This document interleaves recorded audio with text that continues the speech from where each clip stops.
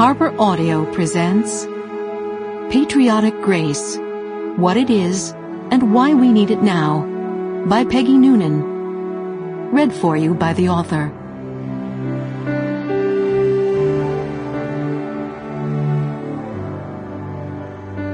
Prologue. The View from Gate 14. Where is America? America is online at the airport. America has its shoes off, is carrying a rubberized bin, is going through a magnetometer. America is worried there is fungus on the floor after 1 million stockinged feet have walked on it.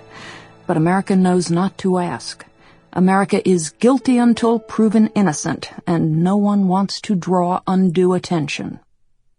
America left its ticket and passport in the jacket, in the bin, in the X-ray machine, and is admonished.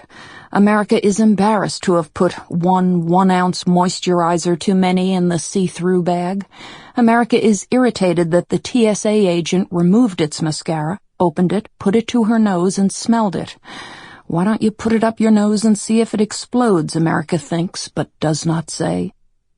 And as always, America thinks, why do we do this when you know I am not a terrorist, and you know I am not a terrorist?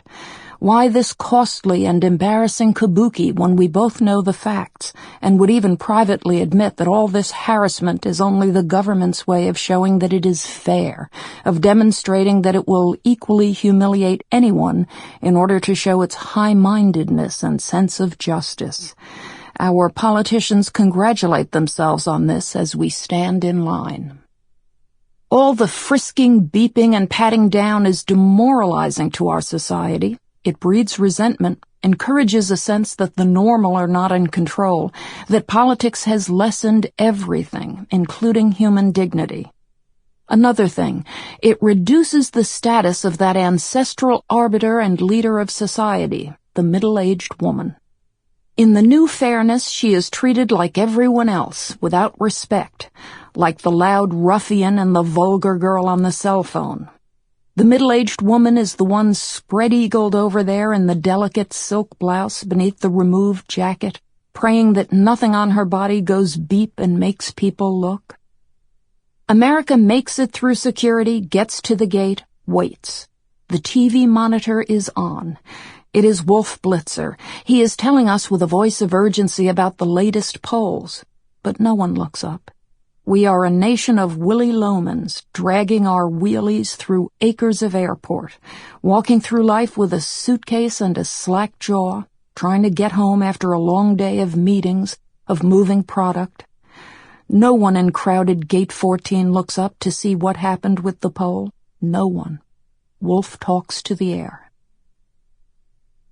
Gate 14 is small-town America, a mix, a group of people of all classes and races and ages brought together and living in close proximity until the plane is called. Our town appears, the plane is boarded, the town disappears. An hour passes, a new town begins. This is the way of modern life. We live in magic and are curiously unillusioned. Gate 14 doesn't think any of the candidates is going to make their lives better, but Gate 14 will vote anyway, because they know they are the grown-ups of America and must play the role and do the job. But here's something they notice, we notice. Our leaders are now removed from all this, removed from life as we live it each day. There is, as I write, broad resentment toward President Bush, and here is one reason. A fine and bitter sense that he has never had to stand in his stockinged feet at the airport holding the bin, being harassed. He has never had to live in the world he helped make, the one where grandma's hip replacement is setting off the beeper over here and the child is crying over there. And of course, as a former president with the entourage and the private jets, he never will.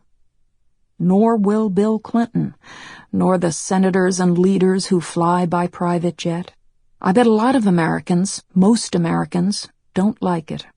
I'm certain Gate 14 doesn't. Sample complete. Ready to continue?